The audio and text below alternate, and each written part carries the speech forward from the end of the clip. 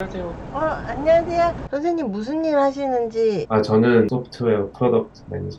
평소에는 생활인이시고 연구는 밤에 하시는 건가요? 예, 그렇죠. 예. 주경 야독 하시는 건가요? 저는 이북으로 가가지고 이게 양이 가늠이 안 되는데 되게 두꺼운 것 같아요. 780페이지. 그래서 번역이 안 되는 거예요. 근데 저는 처음에 딱 읽을 때는 저는 원래 이런 류의 자본주의 앞에 뭘 붙이는 걸 별로 안 좋아하기 때문에 무의미한 행위라고 생각을 하면서 이제 선입견을 가지고 읽었는데 내용이 되게 괜찮았어요. 마르크스주의 경제학자인 건가 싶었는데 그런 건 전혀 그렇지는 않은 것 같아요. 근데 그런 부분을 좀 확실하게 피하려고 한 게 아닌가. 본인이 그런 생각을 가지고 있었더라도 흔히 말하는 무슨 지식경제라든지 정보경제의 중립성을 완전히 논박하는 저서이기 때문에 취지라는 측면에서는 괜찮을 수 있어요. 주류 경제학 논의를 많이 따라가는 거죠. 뭐 흔히 얘기하는 생산의 3요소가 지식, 자본, 노동이라고 하면 예전에는 뭐 노동이 중요했다가 막 농경 사회가 시작되었을 때, 그다음에 자본주의 시작되고 뭐 1500년대, 1600년부터는 자본이나 이런 투자가 중요해지고 20세기 들어와서는 자본 노동에 비해서 지식이 훨씬 중요해진다. 토지는 일단 별도로 하고요. 생산 요소 중에 어떤 것들이 지배적인 것이 되냐라는 어떤 상당히 가치 중립적인 거잖아요. 그런 변화가 있어 왔다. 그러니까 지식에 투자해야 된다. 우리 시대에는 지식이 가장 중요한 생산 요소이기 때문에. 이 저자의 경우에는 그 자체가 허구적이다. 물론 그런 면이 있지만 사실 그거는 그 이면에 있는 새로운 권력 관계라든지 새로운 방식으로 이윤을 창출하는 모습들을 은폐하고 있는 거다. 그렇게 얘기합니다. 그런 면에서는 막스랑 비슷하죠. 왜냐하면 막스도 자본주의 상품 경제가 실질적으로는 계급 관계지만 권력 관계이고 착취 관계지만 현실에 나타날 때는 사람들 사이에 평등하고 자유로운 거래 관계로 나타난다고 했으니까요. 평등하고 자유로운 거래 관계가 권력 관계를 은폐하잖아요. 똑같은 방식으로 설명하지는 않지만 은폐의 그런 메커니즘이 있다라고 얘기를 하니까요. 비슷한 측면이 있죠. 그럼 이게 4차 산업혁명 이런 논의랑도 상관이 있는 거예요?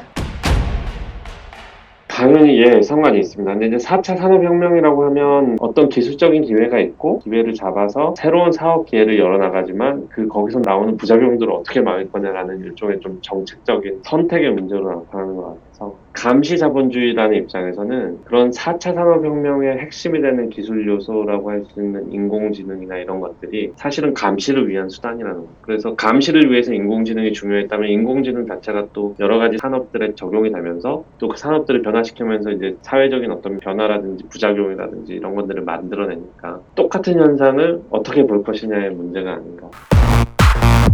뭐 예를 들어서 말씀드리는 게 제일 좋을 것 같은데 구글에 대한 얘기가 되게 많이 나오거든요.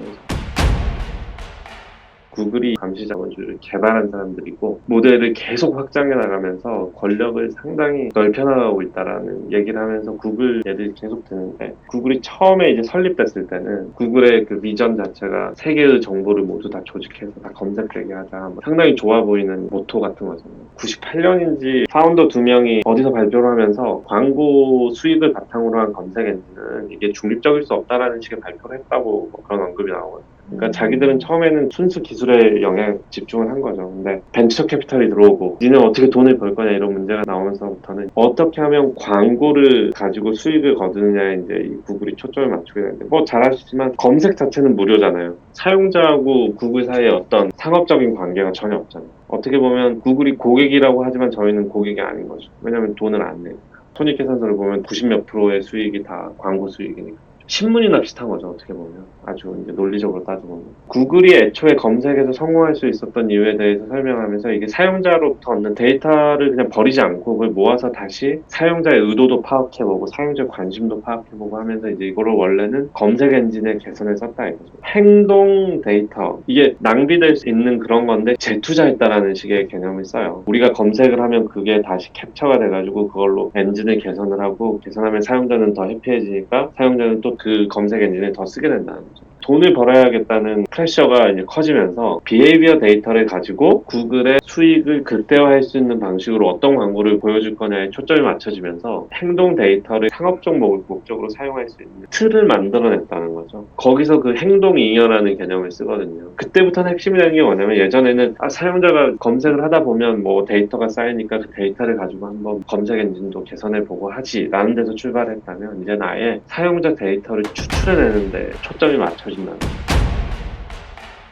데이터를 가지고 검색 엔진을 개선하는 게 아니라 데이터를 얻어내기 위해서 내가 검색 엔진을 서비스로 제공한다는 거죠. 어떻게 보면 그게 입장이 전도된 거고, 그게 전도된 게 이 감시 자본주의의 핵심이라고 이게 저자가 얘기해요. 왜냐하면 사용자를 만족시키기 위해서 그런 서비스를 만드는 게 더 이상 목적이 아니라 이제 수단이 됐다. 진정한 목적은 이윤을 극대화하는 광고라든지 데이터 판매라든지 데이터를 이용해서 예측을 해내는 기술을 만들어내는 쪽으로 가게 됐다는 거예요. 그래서 경쟁이 그런 데이터 추출이라든지 이런 쪽을 바탕으로 이루어지기 때문에 가능한 많은 데이터를 어떻게 사용자로부터 추출해낼 것이냐 하는데 초점을 맞추고, 뭐 이제 그런 부분을 구글이 투명하게 밝히지 않았다는 거죠. 뭐 그래서 단순히 구글에서만 데이터를 추출하는 게 아니라 신문에도 가고 뭐 쇼핑 사이트에 가도 거기에 구글에서 제공한 트래커들이 내가 어떤 사이트에 갔는지 어떤 거를 검색했는지를 다 기록을 해가지고 남기고, 웹 검색이나 이런 걸 하면 뭐 브라우저의 데이터라든지 제 위치 정보 이런 게 다 가니까 그걸 가지고 디바이스의 핑거프린트, 그러니까 지문을 어떤 사람인지를 예측해서 또 광고를 개선하는데 또 이런 식으로. 그래서 이제 뭐 검색에서 출발을 했지만 계속 여러 서비스들을 만들잖아요. 어떤 인터뷰를 보면 구글의 뭐 서비스가 150개 정도, 그 당시에 이 저자 입장에서는 그 150개가 데이터를 적출해낼 수 있는 수단을 150개를 만든 거라는 거죠. 검색이라는 한 단위에서 얼마나 많은 데이터를 자동적으로 얼마나 잘 적출해내느냐 하는 것뿐만 아니라 그 범위를 넓혀가는 거에도 구글이 엄청나게 노력을 기울였고, 그래서 사용자 입장에서는 뭐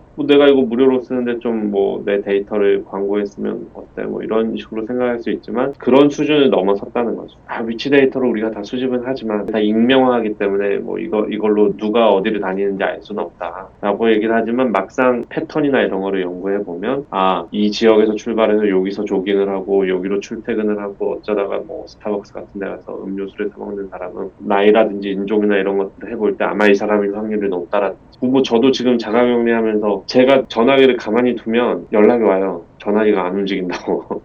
혹시 그냥 나간 거 아니냐. 정부에서요?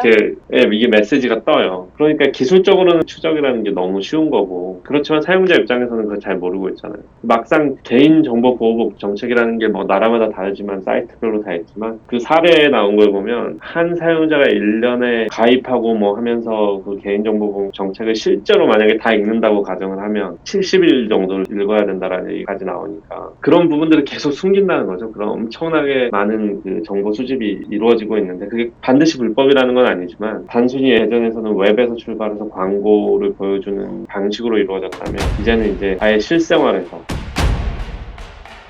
센서가 되게 중요해지는 거죠. 왜냐하면 그게 데이터를 수집하는 수단이잖아요. 얼마 전에 전동 칫솔을 샀는데 전동 칫솔에도 센서가 있고, 스마트 냉장고, 스마트 홈 이런 것들이 다 센서라서, 스마트 스피커 뭐 이런 거 있잖아요. 다 사실 우리들이 얘기하는, 집에서 얘기하는 걸 듣고 있다가 반응을 하는 건데, 그런 센서들이 전방위적으로 깔리면서 이제 그런 것들이 이제 사물 인터넷이라고 해서 기술적으로 대단히 진보한 것처럼 얘기를 하지만, 감시 자본주의를 비판하는 입장에서는 그게 정보를 수집하는 수단이고, 그게 단순히 웹에서 인터넷에서 정보를 수집하는 데 그치지 않고 아주 전면적으로 일상생활 전체에서 이제 그런 것이 이루어지고 있다. 그렇게 해서 이제 계속 이게 확장되고 있다는 거죠. 그리고 미국이나 캐나다나 이런 데서는 구글 도시, 사용자 입장에서는 너무나 편하고 좋지만 여러 가지 센서라든지 이런 것들로 다 추적을 하고 있기 때문에 그 상황에 맞추어서 필요한 서비스를 추천해 준다든지, 주차를 하고 싶다라고 하면 지금 주차장이 여기에 있는데 주차되어 있는 차량의 숫자를 보면 네가 이쪽으로 가는 게 좋다. 뭐 이런 식의 아주 편하게 해주지만 사실은 그게 다 감시에 기반을 하고 있다는 거죠.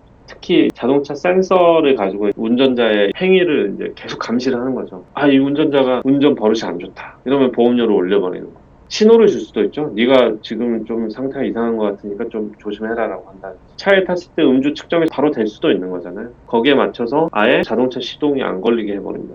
보험사 입장에서는 수익을 극대화하기 위해서 이제 감시를 하게 되는 거고, 요새는 웨어러블 디바이스는 스마트워치나 이런 것들이 이제 건강을 위한 정보를 쓴다고 하지만, 또 마찬가지로 그 정보들을 계속 자꾸 개인들로부터 빼가서 축적을 하고, 그 축적을 한 걸 가지고 자꾸 경제적 효과를 노린다는 거죠. 얼마 전에 구글이 핏빗을 인수를 했는데 뭐 수익성이 너무 좋아서 인수한 게 아니고, 사용자의 행위 패턴이라든지 운동 패턴이라든지 이런 거를 추적할 수 있는 디바이스를 어떻게 보면 확보를 한 거죠. 그 양측면이 항상 같이 갈 수밖에 없다는 게 저는 재밌는 것 같아요. 그래서 어떤 표현이 나오냐면 책에, 나는 나의 미래 행동의 예측물보다 가치가 적다라는 식의 얘기가 나와요. 중요한 건 내가 아니라 지금까지 무슨 데이터들을 봤을 때 내가 미래에 뭘 할 것 같다 하는 게 상업적인 관심사가 돼버리니까, 그 다음 단계로 이제 이 사람이 제기하는 건 뭐냐면,